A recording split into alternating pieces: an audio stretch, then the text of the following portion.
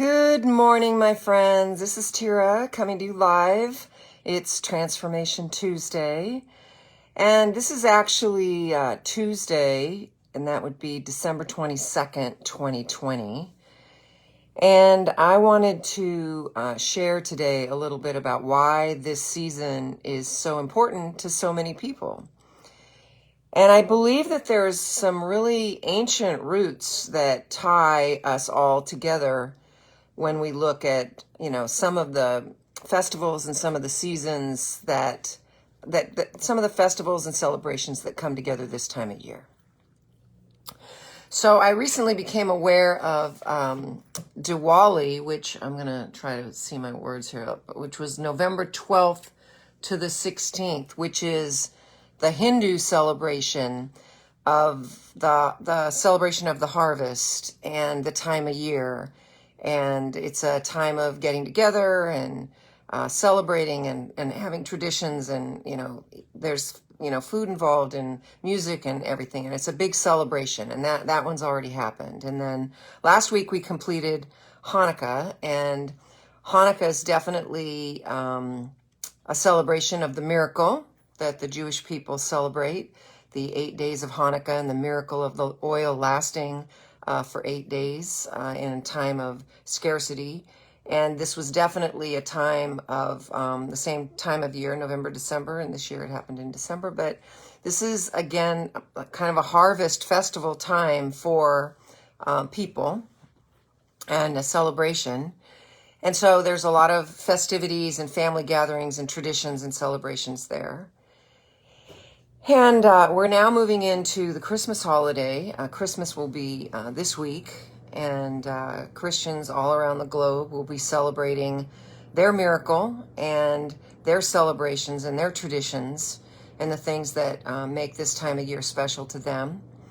And the following week is Kwanzaa, which is rooted in African harvest festival, but African Americans have taken on that festival to celebrate with song and music and tradition and connecting with roots. And again, it's around harvest and, completing a harvest and getting ready for new, which will be the new year for all of us, which I think if we just spend a little bit of time thinking about the things that we all have in common, I think that could be a true miracle of the time of the year.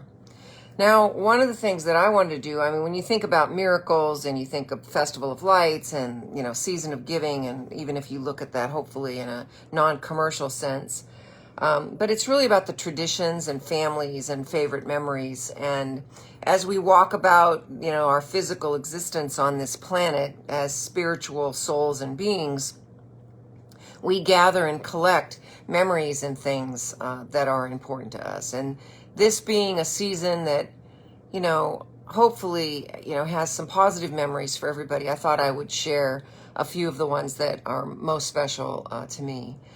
Clearly, early on, Christmas was a big thing. We were together with family, whether we celebrated at my grandmother's house in Dorchester or our house in Braintree, or whether we went down to the Cape.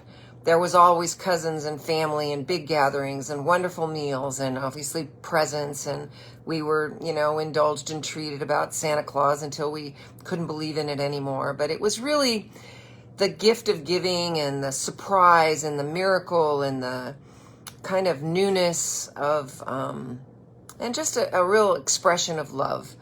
And, some of my favorite memories are, my parents had a station wagon, and we would drive from, Braintree outside of Boston to the Cape, which was maybe within an hour. And I remember many evenings coming back with the snow and the windshield wipers, and it's dark, and they had laid down the seats in the back, and we had foam rubber pads, and we would sleep back there. And we would, how long a ride was it? But just that whole thing about being together and being with family that was really key. In the 1975, I think it was, we had another really special Christmas Eve. My parents had been actually divorced for 3 years, and we had just recently kind of crossed the hurdle of my parents being together at the same time at a family gathering. It really made things really awkward. We were celebrating Christmas Eve at one point with in-laws, and then my sister and I had both divorced at the time, so now we didn't have in-laws, and so that became kind of our family time. And then it was, how do we split it with dad, and how do we split it with mom? And that November for my birthday, they were actually together in the same house, and they seemed to be getting along quite well. And so this Christmas, we had decided to do a family gathering, and we planned a progressive dinner, and we were going to go to my dad's for appetizers and my mom for salad, and they were going to come to my house for soup, and my brothers for the main course, and my sister for dessert. And the design was that you would open presents from that person at their home, so you could see how their house was decorated and everything. And my sister and I didn't really put together some of the clues. We didn't have a car at the time, and we wanted to borrow my mom's car to go shopping for our soup and bread and wine or whatever we were doing. And the car wasn't available, but we didn't figure anything out. So we show up at my dad's, and we knock on the door, and my dad greets us, and he's really excited, and he says, "Do you want to meet my new wife?" And my sister and I just looked at each other, and I won't even use the profanity that we thought. He's not going to ruin this Christmas for us. He's just not going to do it. And it was my mom, and they had remarried on Christmas Eve.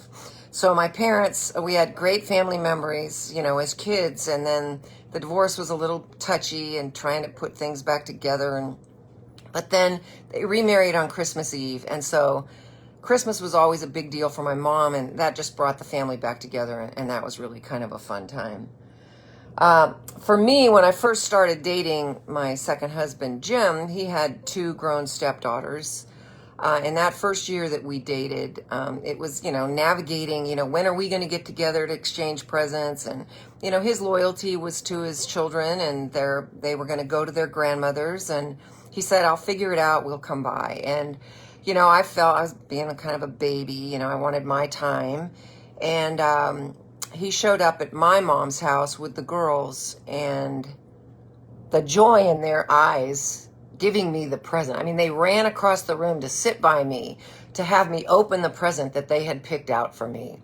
And I realized at that point how special giving the presents is, and that you want to be able to be there and witness the joy of the person opening the gift that you've taken some time to select for them. So that was definitely a keen memory for me. And then my husband and I actually got engaged on a Christmas Day.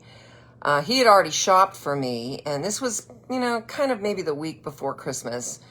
And we were at a golf tournament. We played an annual golf tournament at our local golf course called Black Oak, and it was a fundraiser for the SPCA, and it was called the Beige Open, because Beige was this beautiful golden retriever that used to chase the ducks away or whatever. And so we were playing, and then he brought a toy, and actually it was probably toys. It was probably toy for kids, because it was a toy thing, and then I think it was financially for the SPCA.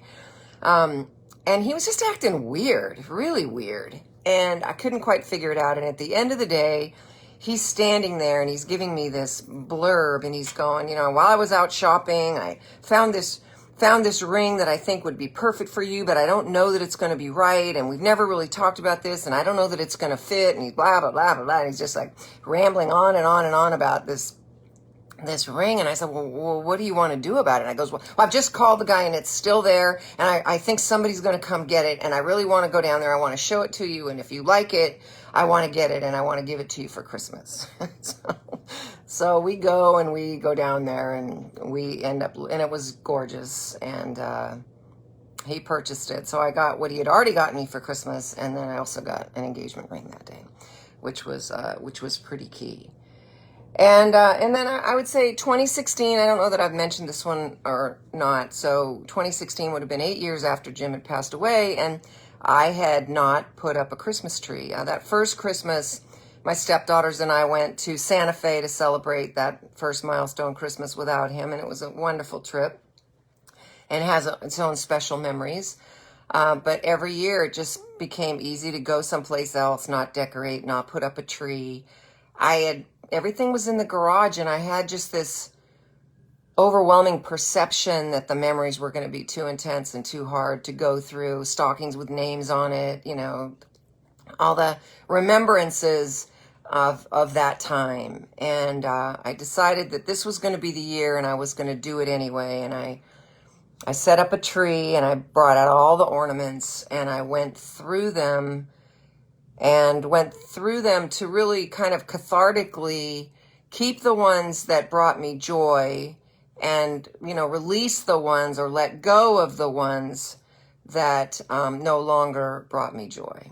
And it was amazing how powerful that, crossing that hurdle was for me.